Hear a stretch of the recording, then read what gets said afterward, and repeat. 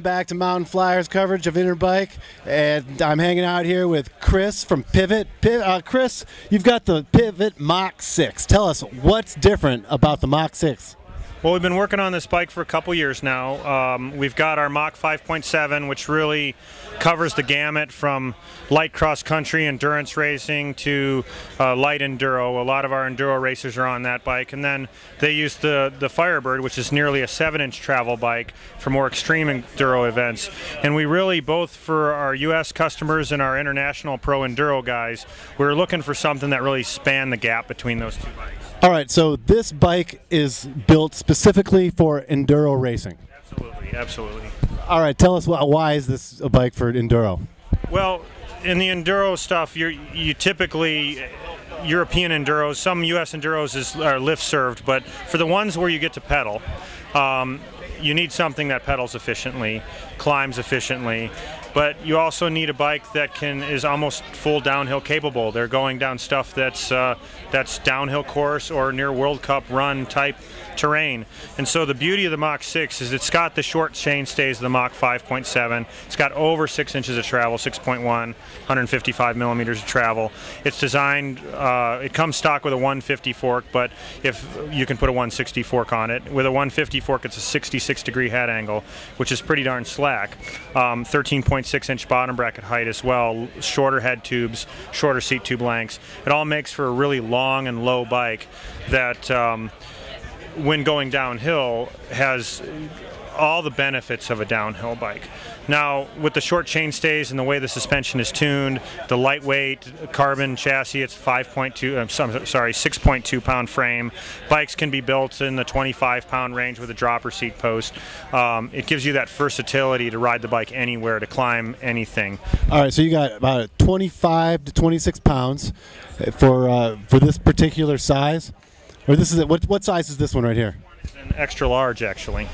All right. So, what kind of trail would you like to have this bike on? Well, we're based in Phoenix, Arizona, Tempe, Arizona area, and right at the base of where we're located is the beginning of what's called the National Trail. It's one of the more technical trails in the United States, very similar to a lot of the stuff in Moab. We've got stair-step type climbs, and then big stair step and fast rocky descents, and it takes a bike like the Firebird to fully appreciate how fast or where you can take your riding to. And so this bike was developed to be able to handle that type of climbing. We spend a lot of time in Moab riding too, so like the whole enchilada, Porcupine Rim, Mag 7 trails, those type of things where there's these just constant stair step loose climbs, and you're constantly having to stand up and drive forward and get out of the saddle or sit in the saddle and still maintain traction. This bike does all of that very well, but then that steep stuff that could just instantly pitch you over the handlebar, you need a bike that really settles in and can get into that mid-stroke, and you can experience the slacker head angle on the descents and have that stability for going fast.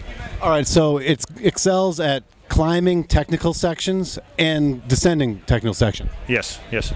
All right, so is there anything you would set up this differently for a particular ride, or how would you set up this bike for your favorite trail? Well, the bike that we've got here is basically what we call our XT Pro build, and it's a mix of XT and XTR components. So it's got the XTR clutch derailleur, XT 2x drivetrain, the Fox Float X shock on it, which offers a huge range of versatility, and then this features the optional Lev Integra dropper post, which we have internal routing with a full tube on the inside, making it for super clean setup and hidden cables, internal routing through the top as well. So this is the bike that we sell the most of with this XT Pro XTR package, because it's got everything the rider would want and nothing they don't. At higher levels, you might lose a little bit of weight, but you don't get any more performance in what comes with this bike. All right, are there any professional enduro racers that are racing this bike? Yeah, we've got a couple people in Europe right now, and we're just starting to get our U.S. guys on the bike. All right, so we're going to see a lot more of the Mach 6 in 2014? Absolutely. All right, I'm Butch Peterson with Chris from Pivot, mountainflyer.com.